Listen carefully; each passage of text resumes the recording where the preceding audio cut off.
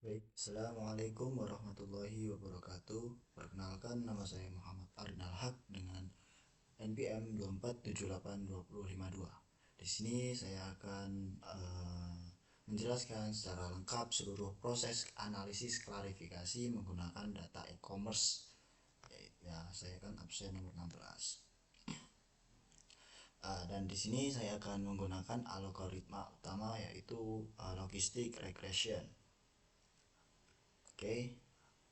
Pada video ini akan mencakup seluruh tahap mulai dari persiapan data, eksplorasi dan processing, model training, evaluasi model hingga interpretasi hasil. Saya juga akan menjelaskan setiap output yang muncul dan memberikan analisis mengapa hasil tersebut muncul. Oke, mari kita mulai. Yang pertama ini pada praktikum klasifikasinya uh, saya menggunakan data si e-commerce dan algoritmanya adalah logistic regression.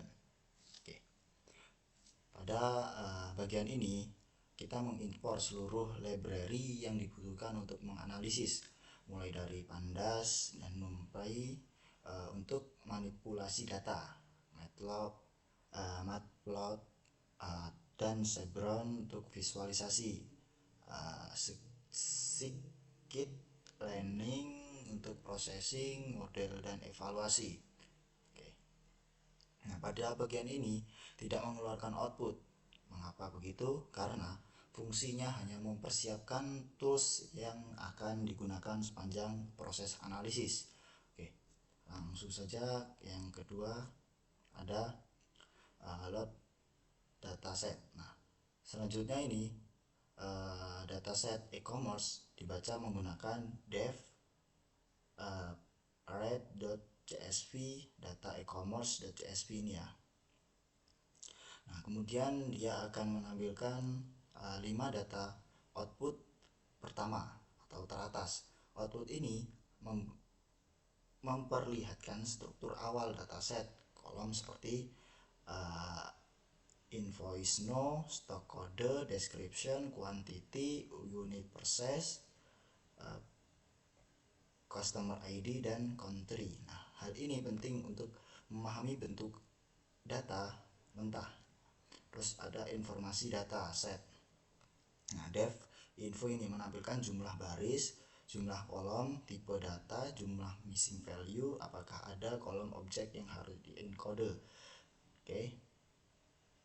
Yang di sini ya info dataset ini. Di sini ada 54 ribuan lebih 541 ribuan lebih data ya. Selanjutnya kita langsung ke bagian IDA, eksplorasi data analisis. Nah, pada tahap ini kita memerlukan eksplorasi lebih mendalam. Yang pertama kita langsung yang pertama ini ada informasi dataset. Nah, kita mencetak ulang dev.info ini informasi yang penting untuk memastikan kita paham struktur sebelumnya processing. Selanjutnya ada statistik description. Nah, dengan perintah dev ini ya, dev tadi mana dev dev include all. Oke, nah ini mana tadi ya, oh ini nih. Dev description ini ya, description include all. Nah, di sini kita mendapatkan main, std, min, max untuk kolom numerik, jumlah kategorik, unik untuk kolom kategorik, dan kategori yang paling sering muncul. Nah, di sini ya. Ini yang sering muncul apa aja, terus kategorinya apa, main, standar, std, min, max, untuk kolom numeriknya ya. Nah ini kan mean, steady min 25%, 50 sampai 75%, dan maxnya berapa gitu. Selanjutnya di sini ada missing value. Nah, kita memeriksa jumlah missing value di setiap kolom ya, di def initial.sum. Nah jika ada kolom dengan nilai kosong, kita akan tangani pada prosesi ini. Oke. Selanjutnya, nah ini ada histogram full numeriknya ya. Pada bagian ini menampilkan distribusi fitur numerik. Jika dataset memiliki banyak kolom numerik, kita akan melihat banyak plot. Jika kolom numerik hanya sedikit, jumlah plotnya akan menyesuaikan. Jika tidak ada kolom numerik, maka kode akan menampilkan tidak ada kolom numerik untuk histogram. Oke. Selanjutnya ini ada visualisasi fitur kategorik. Nah untuk kolom kategorik setiap country-nya, setiap kode dan lainnya, kita menampilkan top 10 kategori terbanyak. Nah di sini ada visualisasi menggunakan barcode untuk mempermudah interpretasinya. Nah di sini di mana ini ya? Nah di sini ada head map kolerasi. Jika dataset memiliki setidaknya 2 kolom numerik, maka head map kolerasi akan muncul. Jika head map tidak akan tampil, dan ini normal. Oke. Selanjutnya, nah di sini ada processing ya. Nah pada bagian processing ini bagian paling penting dalam klasifikasinya. Pertama ini kita langsung ada menghapus duplikasi ya. Nah yang di sini ya. Nah, yang pertama ini ada menghapus duplikasi. Kita mendeteksi jumlah data duplikasi dari data duplication.sum. Duplikasi.sum ini ya. Oke, selanjutnya. Jika di sini duplikasi ditemukan, maka kita akan hapus. Outputnya akan menunjukkan beberapa baris yang dihapus di sini ya. Karena tidak ada duplikasi, maka tidak ada kolom ataupun baris yang dihapus. Nah selanjutnya ada imputasi missing value. Nah untuk kolom numerik ini isi dengan median. Untuk kolom kategorik itu diisi dengan mode. Nah, setiap imputasi kita cek ulang missing value-nya yang seharusnya menjadi 0. Selanjutnya ini ada mana tadi? Nah, di sini ada memisahkan fitur dan target. Nah, di sini ya targetnya kelas nih. Nah, ini target kita ini adalah country. Nah, jika kolom target tidak ada, program akan error. Tapi pada dataset ini kolom tersebut tersedia. Selanjutnya ada encoding target. Nah, country karena country adalah target kategori, kita udah menjadi angka menggunakan LED encoder. Nah di sini ya outputnya ini target kelas ini ya. Australia ini nilainya. Jadi encoder fitur kategorik. Nah semua kolom kategorik pada fitur X diubah menjadi angka. Selanjutnya ada scaling. Nah semua fitur numerik di scaling menggunakan standar scalar. Ini penting terutama untuk logistik regression. Selanjutnya ini hasilnya. Nah hasilnya ini kita menampilkan X head untuk memastikan semua kolom sudah berupa angka, dan outnya ini menunjukkan ini datasetnya yang sudah siap untuk modelingnya. Nah, di sini ya. Nah, ini data yang sudah siap untuk dimodeling. Nah, selanjutnya ada yang kelima, ini ada train, test, split. Nah, ini kita membagi data menjadi training dan testing. Nah, di sini ada 80% training, 20% testing. Nah, menggunakan startif sama dengan Y agar distribusi kelas tetap seimbang. Jadi outputnya dia akan mengeluarkan ukuran data train atau tes 429.000 dan 107 data. Selanjutnya ada proses scalingnya ya, training model. Nah, training model ini logistic regression, model dilatih menggunakan data yang sudah di scaling. Nah, ini ya yang Lord Fate. Nah, itu. Nah, logistiknya regresi wajib menggunakan data yang di scaling agar performa maksimal. Nah, yang kedua ini training random forest. Nah, random forest ini tidak membutuhkan scaling sehingga kita melatihnya menggunakan X training. Ya, dia akan menunjukkan ini ya, random forest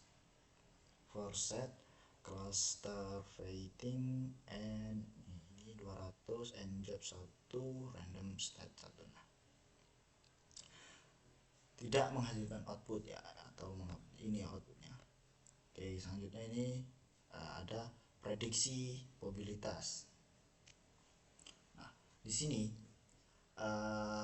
dalam mengatur X test scaled warning hingga atau warning ini hilang karena format data training dan testing sekarang konsisten ya, sudahan ini sudah konsisten.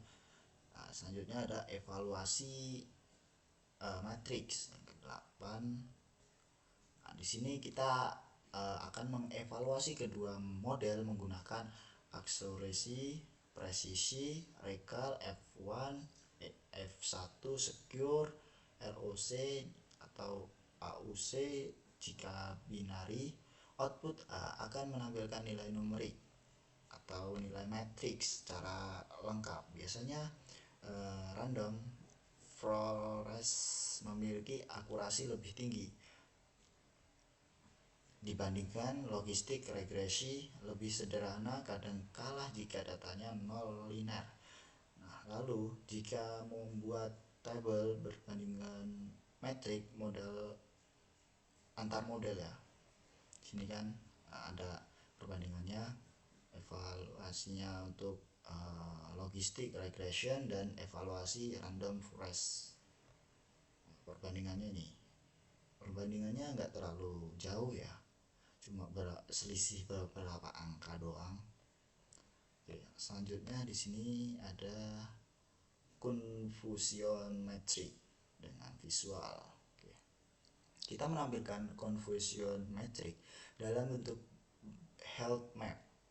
Untuk kedua model, metrik ini menunjukkan true positif, true negatif, false positif, false negatif. Nah, dari sisi kita bisa melihat model mana yang lebih bagus dalam klarifikasi atau dalam klasifikasi, di sini ya. Untuk prediksinya confusion metric, logistik dan forestnya, ini perbandingannya juga ya sebenarnya. Oke, selanjutnya ini ada nomor yang ke-10, bagian ROC curve. Nah, bagian ini hanya memunculkan jika kelas target 2, jika country memiliki lebih dari 2 kategori, grafik ini tidak muncul. Dan itu normal karena ROC hanya untuk binary classification. Selanjutnya di sini ada feature Random Forest menyediakan peringkat fitur berdasarkan pentingnya kontribusi. Kita ambil dari 20 fitur teratas ya, lalu sebagian barcode-nya nih di sini. Di sini saya mengambil 20 topnya ya, top 20 ya. Nah, selanjutnya ini ada bagian classification report. Nah, report menampilkan processing per kelas, recall per kelas, F1 per kelas, jika simple per kelas, jumlah simple per kelas. Ini membantu melihat keseimbangan performa di sini ya. Nah, ini sudah di untuk regresi logistiknya kita langsung bandingkan keduanya ya, dan mendukung skor F1, meningkatkan prestasi, akurasinya itu ya. Nah, untuk selanjutnya ini untuk simpan hasil ringkasan ini kesimpulannya. Nah,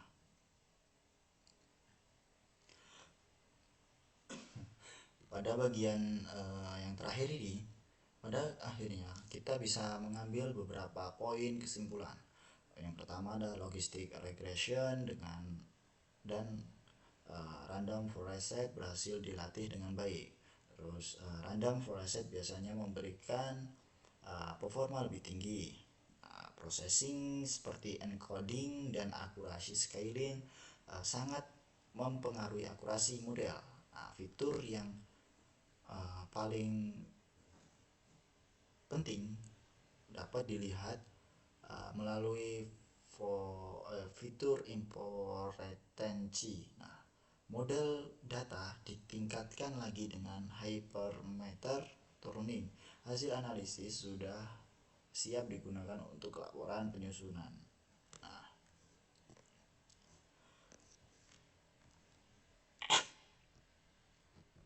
oke, baik.